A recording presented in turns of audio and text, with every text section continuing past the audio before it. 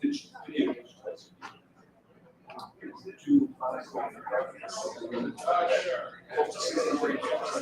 So I wrote paper so that you break directly down the track. If you don't direct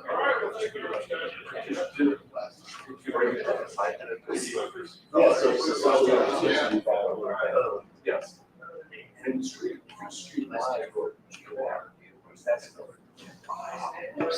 very good. So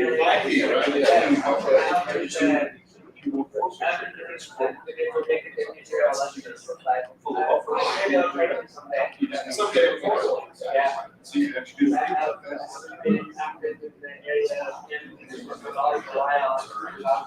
which other people I was selecting were interested in more things.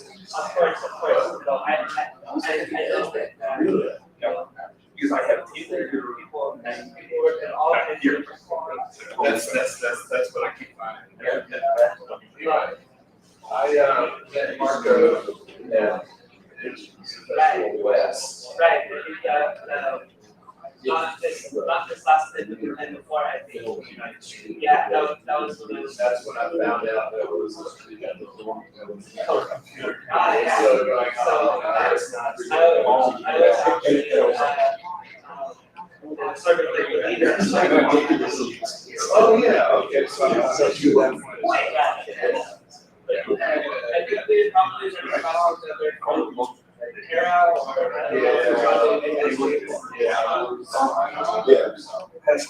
No, I don't. Sure. So now we're ready to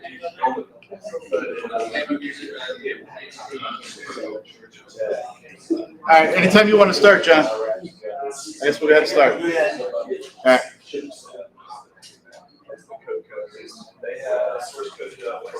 Okay, everybody, welcome to CoCoFEST 2022. I can say a lot has changed in the CoCo over the years. And we actually had our own arcades, so to speak. Way back around about 2013, we thought the CoCo was going to basically disappear because it turned out everything had got better.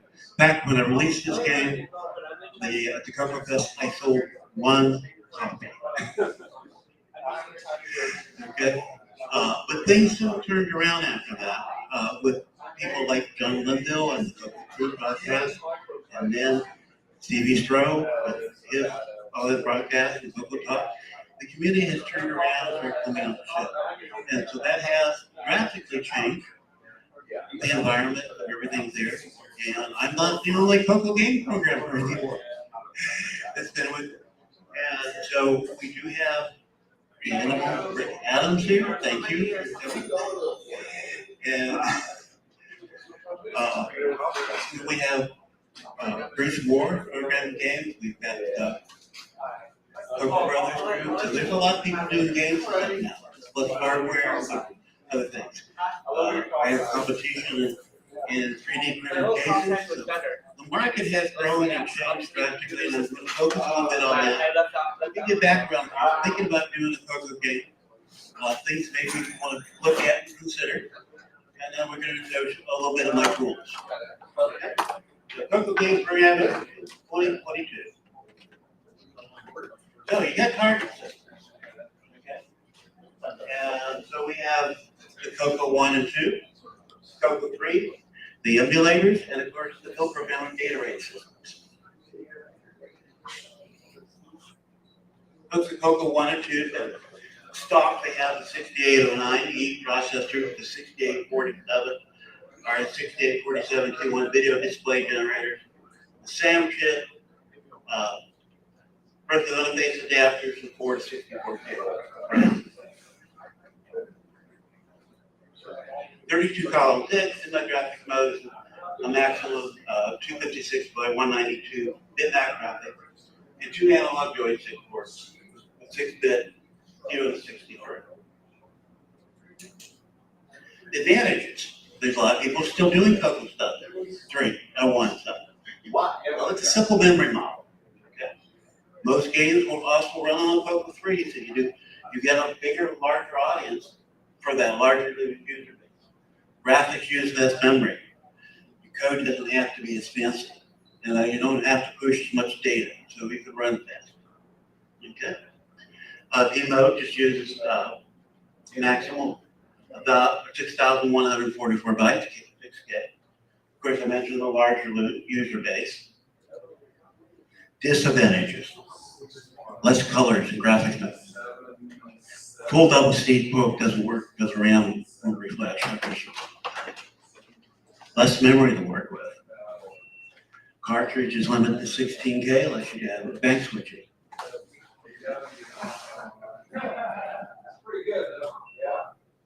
CoCo 3. Okay, we still got the same processor, but instead of the 6847, we have a custom graphics chip called Gimme, which gives the CoCo 3 much of its power. Same birthday interface adapters, but now we have stock 128 to 512, and what have we got up to 8 meg or something now, and add-ons, 2 megs in common. Okay, of course, audio out, composite out, RGB out, and so we have something that can look at play a lot better in your games. Of course, we backward compatible to most things. 32 to 80 file text stock. You can get other versions. Okay, we have most of the semi-graphic modes. 320 by 192, 16 color. Mid-max graphics are 640 by 192 4 color. Or it's the same joystick setup, except now we do have a software high-res routine that works, and I did use that in my Bomb Squad game. Okay, so if you need high-res 640 out of it, you don't have to have extra hardware. Okay, you got a larger memory model. You got a memory management unit, AK banking, programmable tab, timer, hash switching, LED-based 16 and 54, hardware scoring. I'm going over this kind of fast because most of you guys know this detail, but just give the background to think about. Then we have the CoCo emulators, okay, and they're on different machines. Eric, you want to hold up your? Okay, another Raspberry Pi. He's got one of my 3D printed cases, and he's got these setup cables and stuff for it. You can see him in his booth, but they can run on emulators, run on Pi, PCs, Macs. We have MAME, BBC. That's for the MAME ones. Maybe there's JavaScript ones, maybe Java. Who knows how many actual emulators are out there that'll run the CoCo stuff.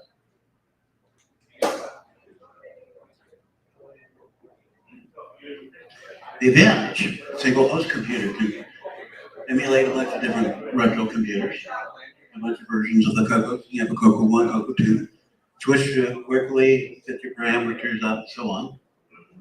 And depending on the host, okay, definitely can be faster than the original machines. Okay, cost. Well, if you have a PC, your cost is all to get on that, okay, or the other design. Yeah, they're pretty reliable. Your hardware is not going to fill on you unless you're PC, so you don't have to worry about hardware filling. The keyboard membrane fails on you, you get a plastic keyboard. So there's some advantages to the emulator, especially since in development. Now again, it may not support some hardware. The particular joystick you have, you may not be able to connect to USB. Of course, XPad. Any custom hardware plugs in the flux. They don't support the hardware bus. The kind of emulators are very good, but I haven't seen any that's perfect yet. Something. And I know, like the VCC a few years ago, I could get stuff that's written in ROM and it would run on real computers because they had some setup that was a little bit different with the interrupts and things that were required.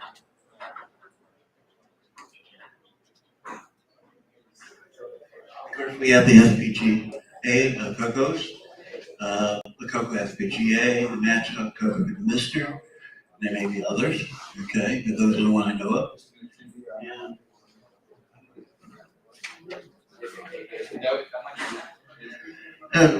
So all those, to my knowledge, can run faster.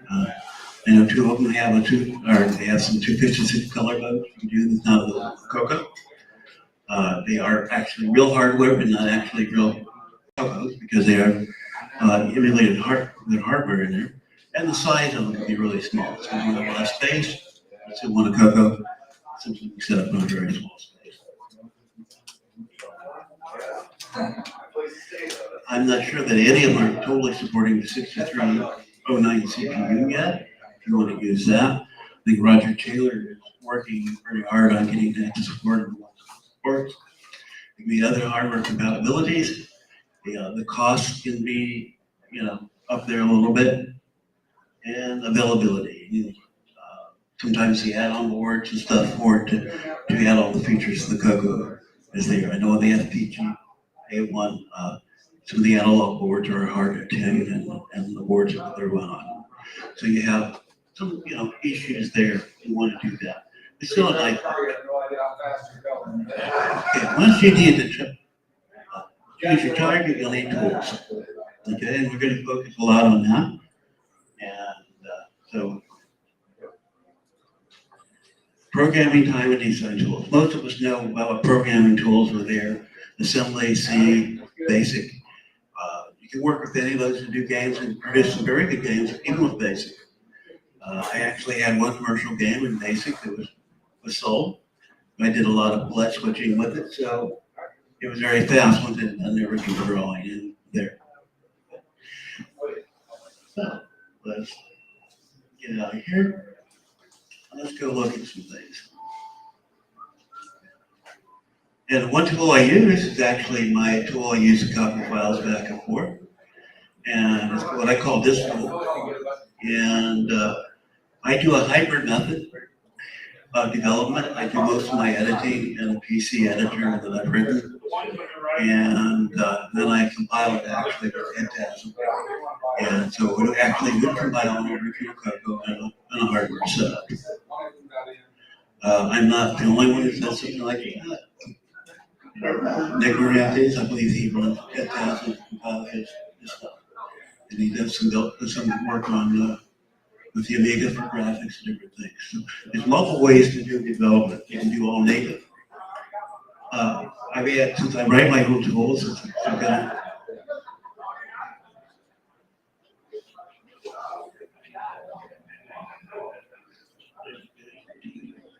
I do not want to run today.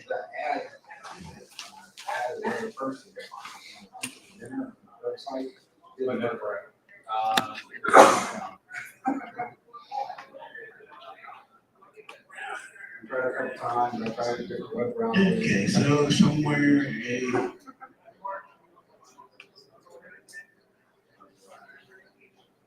found that. Just running slow because I had so many things in the background. Okay. Okay, this is a game I hope to be able to release it this year. And it's called CoCo. It is a Dr. Mario play it life. And reason it's not being released right now is I don't have all the sound effects and the music in it. Okay? And there's one style joystick I haven't had play testing enough time on. From the keyboard, it plays very well. So let's go run through it here because we'll show the kind of things you can do with the tools. And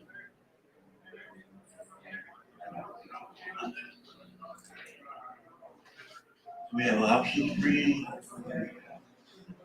MC capital TOLOUGH. That speeds up. Music type was not implemented. And then we can change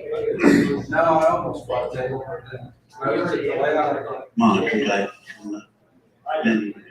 What's the virus? What is the virus?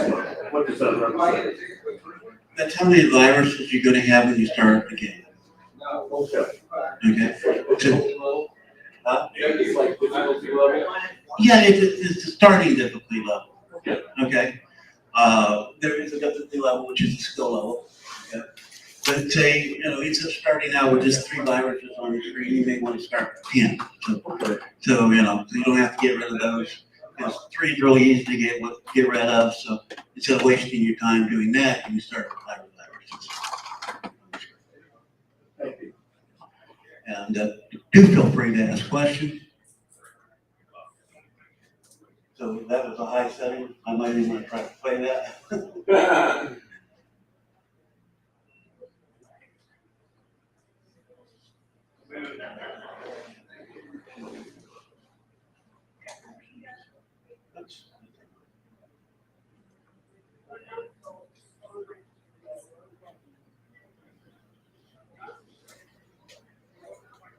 We have like 13. That starts in like level 13. Something more reasonable.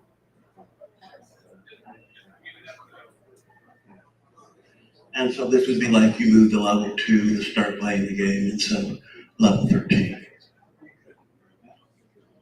And keyboard rotate. Match 3 or more in a row.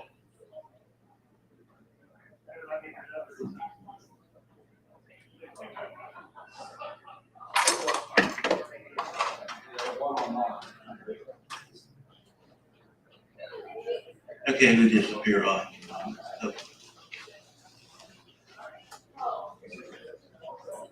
Hey, John, do you mind pausing for 1 second? I want to try to move the camera closer because people are complaining about the volume level. Like apparently they can hear the outside better than they can hear you. Okay. So I got to plug in an extension cord. So give me 1 minute if you don't mind. No problem.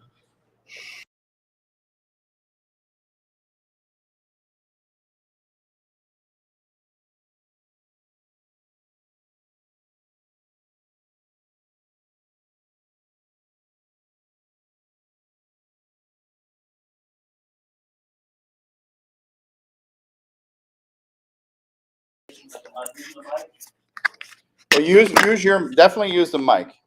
Okay. Well, I would do it. I'm saying maybe I need to be a louder talking. Yeah. I can be a big mouth too.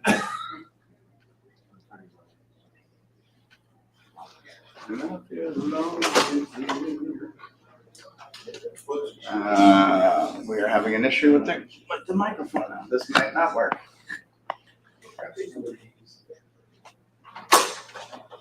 Screens.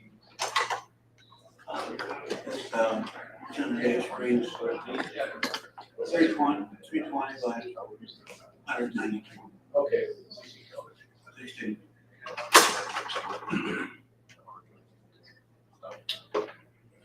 No, it's not working with the extension cord, so I got to go back to plan A. Sorry.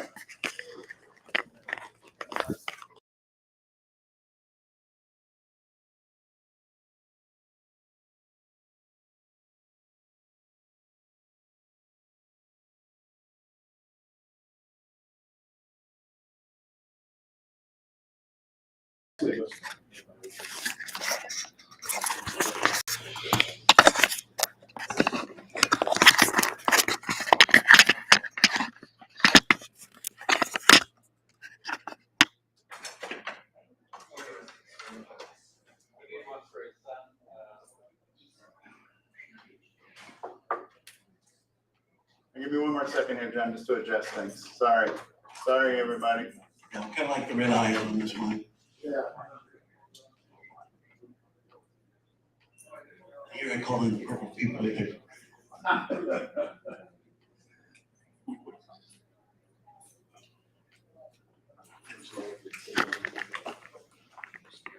No, we really got virus is a big thing. They have it dancing on the screen all the time. I thought you got different viruses up there. You might as well use them differently. So each time you restart the game or the option thing, it goes in and just moves cycles through the different viruses for the dance on the title screen. So it adds a little bit more title screen.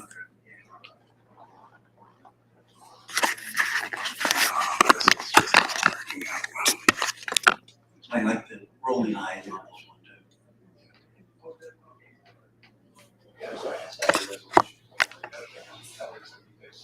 too. Now go ahead and try it again, John, as you were. Okay. And so this is Dr. CoCo. Bruce come in. So Bruce is graciously volunteering to possibly help me with the music. I said possibly, so in case his step of life interferes, so it doesn't put him in a contract or anything, could be nice. And so again, the option is green. We can choose music once it's added in, monitor type and such. And we go down here to skill. And we go normal, skill, epidemic. You have 3 colors to start with the normal. Here you go more.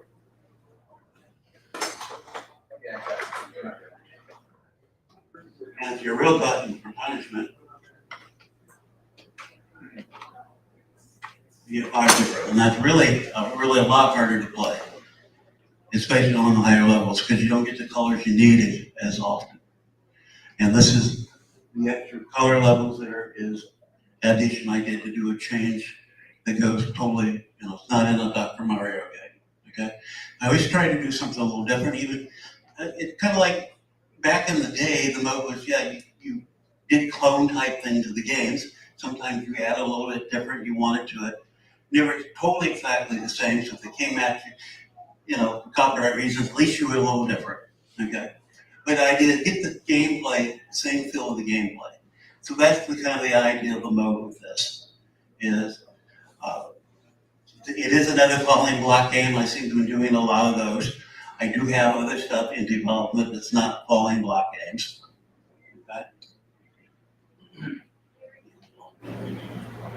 And we have some the animation in there. But I want to show you what I've got here, and we can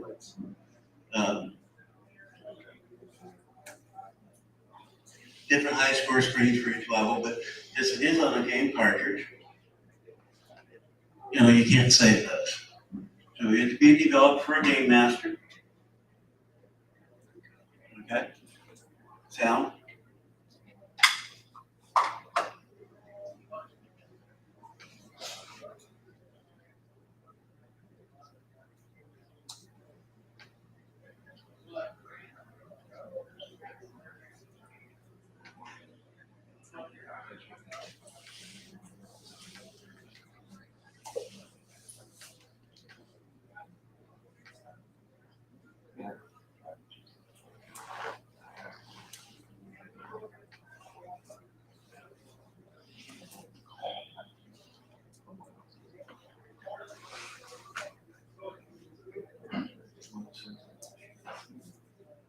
I need one hand in here where I'm good.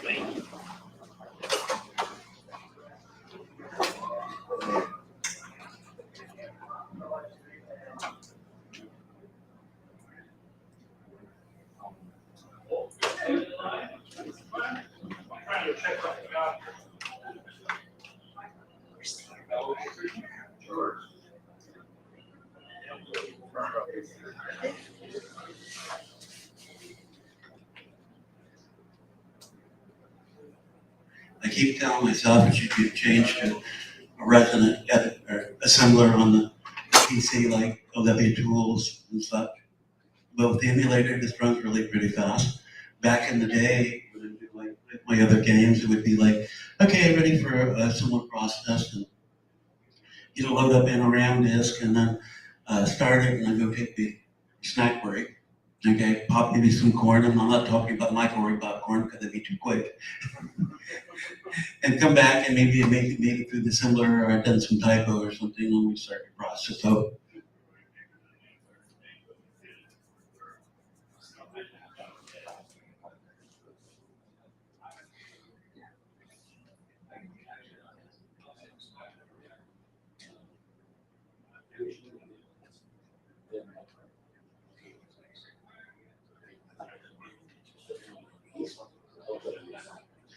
and as you see, that really didn't take very long. Okay, it does take a little bit of time, but not too long. Very much definitely different than taking a half hour or maybe longer to do a assembly cycle. Start.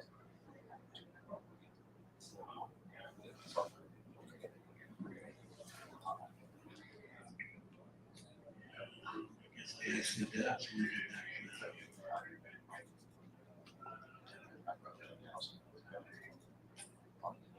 to that. Again, here it's on the disc.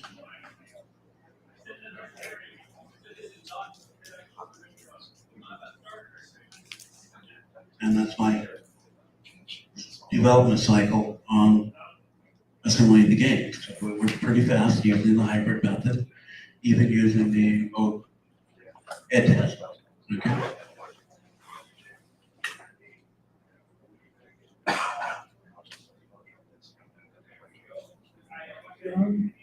Have you used the VCC capability to load programs from stuff that you've just done a free copy paste? You do it in an editor on the PC, you copy it, and then VCC allows you to just stuff it in as a new. Well, the most recent version does that, so I really haven't set up for that. My disk tool does a copy and paste. I have a custom editor that I have that does things like renumbers the EdTasm lines, because original EdTasm requires that. I can write it without my numbers and have it to add to it. I'm going to add some other features. I keep telling myself I'm going to build my disk tool features into that, so I can do that directly straight to the virtual disk. Hey, sometimes it's hard to convince yourself to go ahead and do all that work to do it while you do it for your house, until you actually have to. Which is kind of the disadvantage of being your own tool developer, is you have nobody to blame but yourself if it doesn't work. And if it doesn't have the feature you've been wanting for a long time, it's yourself to blame because, okay, I just don't need it just yet. So I'm going to wait to do this, 100 hours of programming, because again, you've had this tool for years, and sometimes you have to go back and look for the source code and say, okay, how did I do this back then? Yes. Oh, well, I really messed that up. Okay, I need to fix that while I'm here. And so it can become a real black hole time. And so, my stuff is like, it's always in development because there's always something that I want to add in there that it's like, okay, I don't need it yet, but I know I want it. And I just haven't done it because time. Yes. And so it's like my disk tool. I can look at color max files, I can look at some other graphic files, a bunch of different things. And I can start the emulator from it. Like here, I actually called another program that I have that's called ROM Packer. It takes the EdTasm file and anything below hex C000, it removes from the file and then puts it in a single straight binary, okay, which then can be loaded back into VCC as a ROM cartridge to run. It's also ready to pull in as a file to burn in my EEPROM. And then by doing it that way, if I want to do a disk version as well, I can go ahead and put the data in it as I create it, which you can do with disk versions and the data statements, and it's there. But if I'm going to do target for ROM, then anything I need to write in there, I'm going to have a routine to write into it really simply. Of course, C would copy that file stuff for you, the data, but doing assembly, you need to do that yourself. This is my workhorse tool, and which is now it's called GameWorks. I've given different names over there. But it is my tile map editor and sprite editor at this time. As we can see here, I've got different things that looks like different partial shapes of things. And so let's go ahead and over here and look. Get this up. I can zoom in here.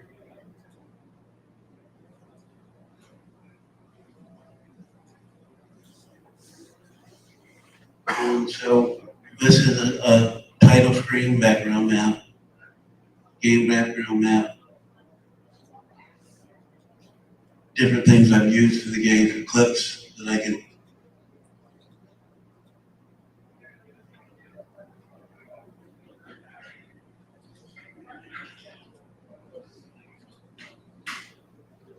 This is a graphics editor that you've written yourself?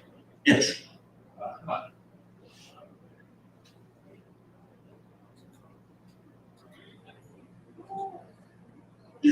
these, because I'm not doing a lot with it, he's just doing a small animation. I'm not doing, a sprite for him. It's actually just some bitmap splats set up there for my routines. I use the stack blast and the background.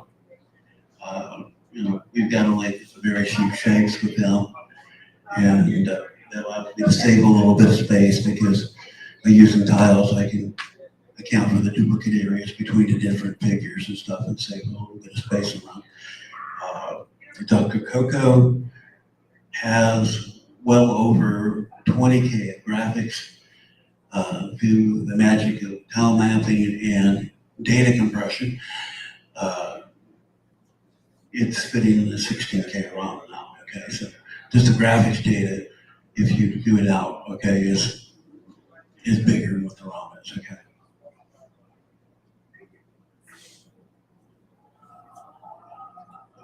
We have those. I use a stack class tile map to draw that out. And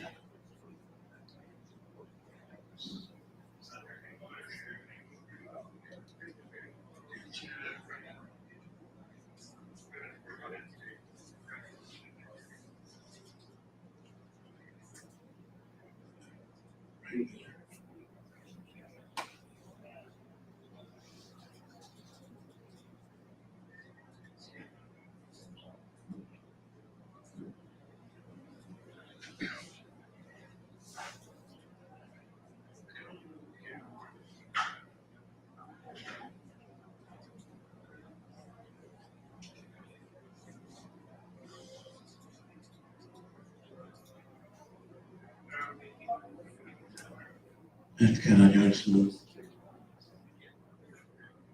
odd things today, I've noticed for some reason.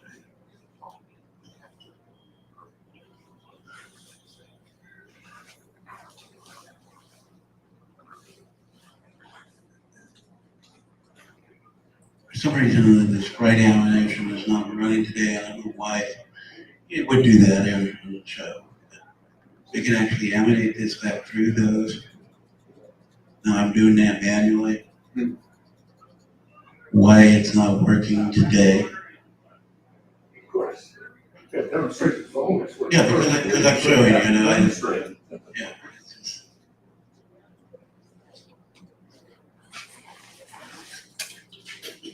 So you're building these graphics, and how is it being output from your tool?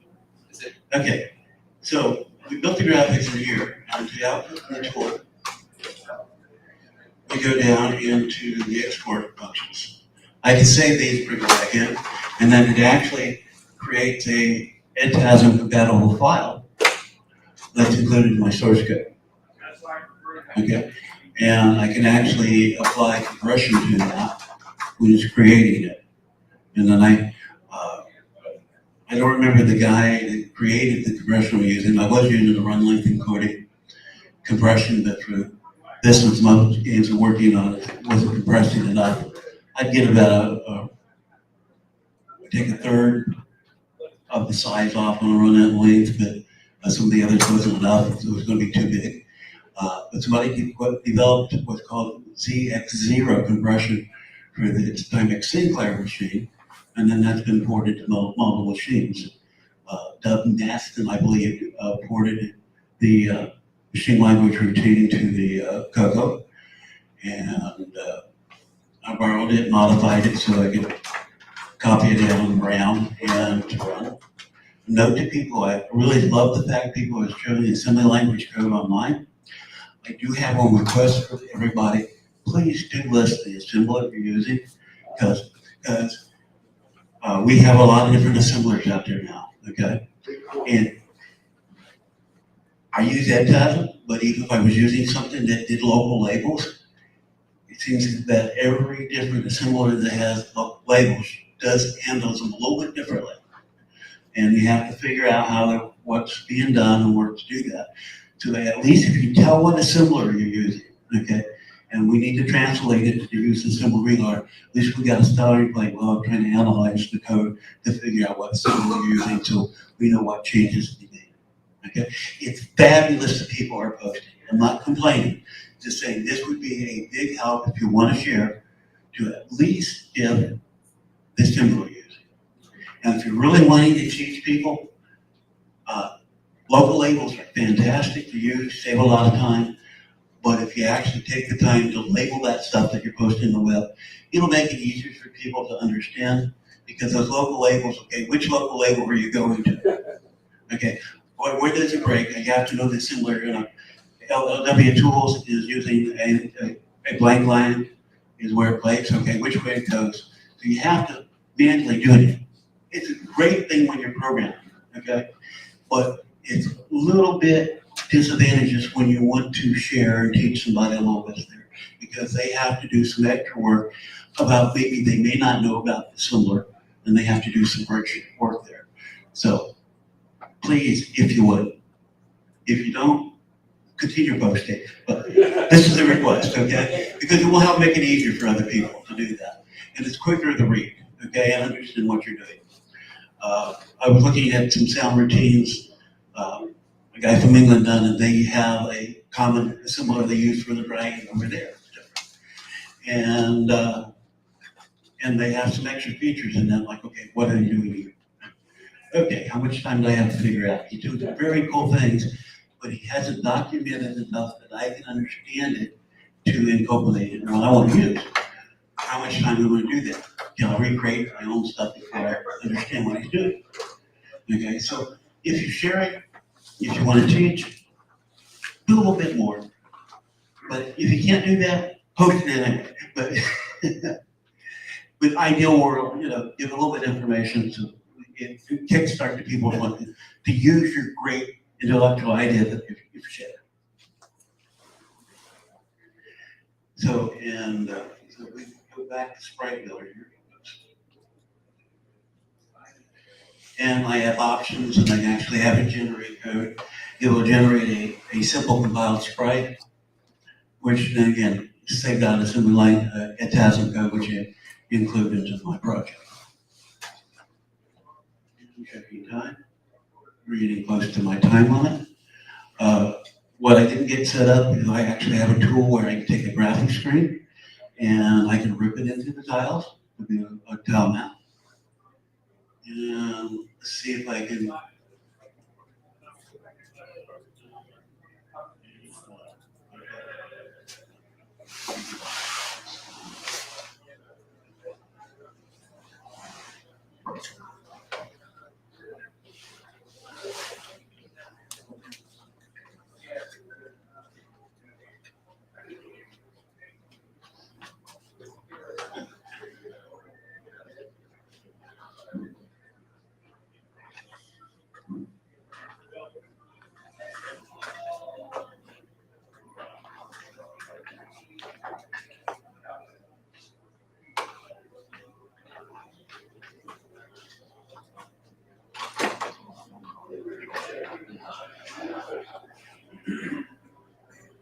Okay, let's not copy direct file over. I'm going to show you a possibility there. But you can rip a graphic screen, or say you have a game on the web somebody's done a map for that you'd like to port to the CoCo. So they got a bitmap of it. You can load that bitmap into the tool and rip it in the tiles. Okay. The reason you want to use the tiles, first of all, it acts as compression to start with. Okay, and then you can actually apply attributes to these different tiles. So if you're over this block of space, you can assign an attribute. So they say, hey, this is something that I can walk on. This is something I fall through to a blank space. This is a wall I can't hit. I hit this wall, I have to stop. And so you can put details in, and you can encode those details in a way separate from the game code. So you can start to put your game engine, okay? Or you can have a movable block. You can say, okay, this block moves, okay? Or you get this, so you can use that kind of techniques, everything from an Arkanoid type game to a Dr. Mario to Super Mario Brother type game. You can use it all different things. You can actually tell maps in places you wouldn't think you'd use it. You don't need a tell map for something like Dr. Mario, but I have the routines there, and it allows me to give a compression to the data instead of writing routines that draws all of this and so on. which kind of I did in Soviet bloc. I did rectangular drawing things, and then I started to build buildings in a tile map system very early and a little bit, like because I did graphic blocks and I repeated it, but not there. And I actually used color maps to Soviet block the original gems. And then after that, I switched to making my own tools and doing this. So it's very easy to take up a lot of time. If you have any questions here, we'll have to move out pretty soon because the next group will come in. Any other questions? Are you sharing any of these tools? I do require people get with me and let me teach them to it because I've never written documentation to it and probably will never write documentation to it. Primarily because they are work in progress. Each time I do something or I find something I don't like in it, I go in and I change it, okay? And this is my working personal tools. Yeah, that's why I asked, you didn't know if you were compiling it for personal only, or if you were gonna share, if you were gonna sell. I've offered to share. One thing I did not show on the tile map routine is I actually have a text function that goes with my text routines that I have, that I can specify where they go out the screen. I can overlay on my background maps, see where it's going to be positioned, and click a button and it generates the ATAS and strings that I need, because my text codes have embedded by control codes in it that tells it double width, drop shadow, outline, emboss, engrave, so it shows what kind of shadows and stuff it does. And I can set those colors and everything up in a screen on the tool. And so it gives me a lot of flexibility to do that and function. So it's really nice to be able to pull up, and just put them wherever you want at any time. And then just generate a text screen. I have a print routine, I'll point to it, and jump to the subroutine, and it just handles it all for me and just overlays everything. And so, with using these tools, you would need to, we need to show you some code with that to make the full advantage.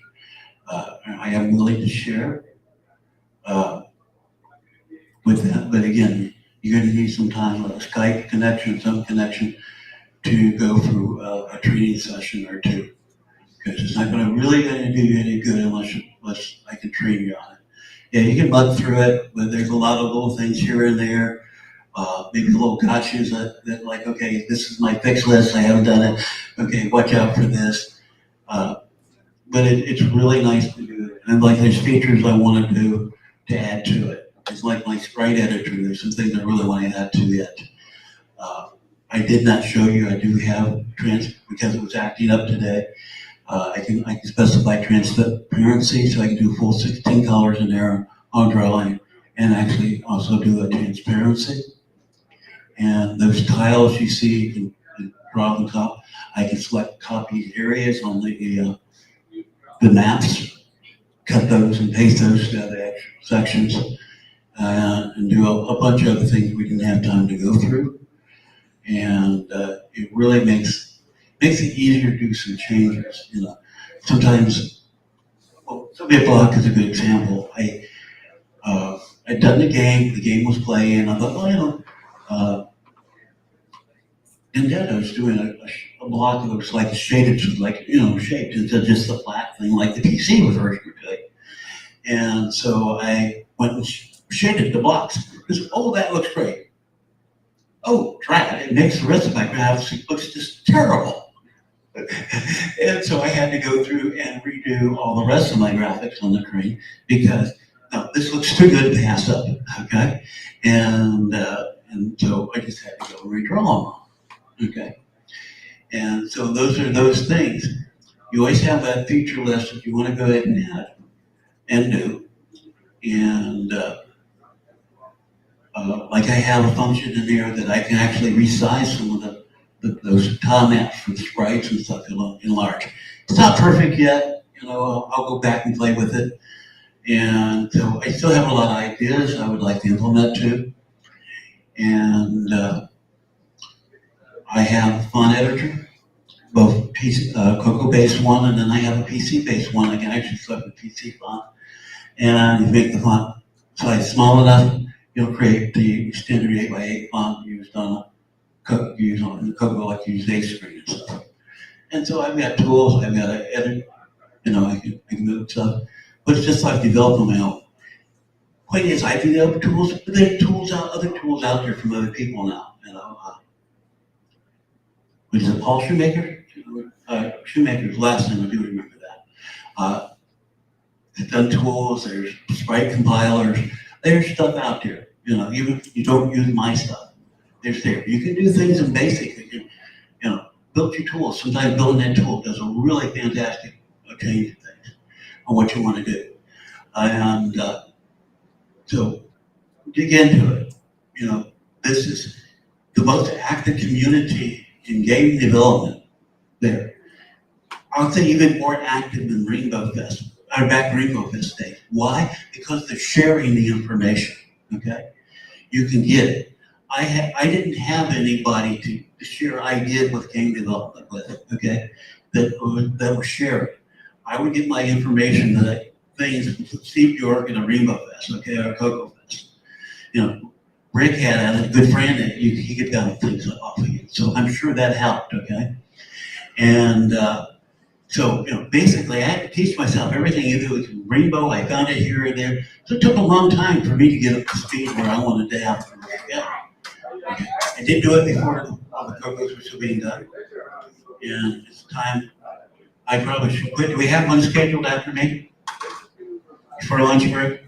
11 o'clock. We got another speaker at 11 o'clock. Okay, I'll wrap it up here and get out of here for. All right. But welcome to come by my booth, ask any questions there. Turbo 9. Contact me on the forums I'm on, Facebook, or email me. You're very welcome to. Okay, I'll try what I can now. Just don't expect me to write your game for you. Okay, thank you all. Okay. Where are you gonna go for lunch? You guys wanna do that?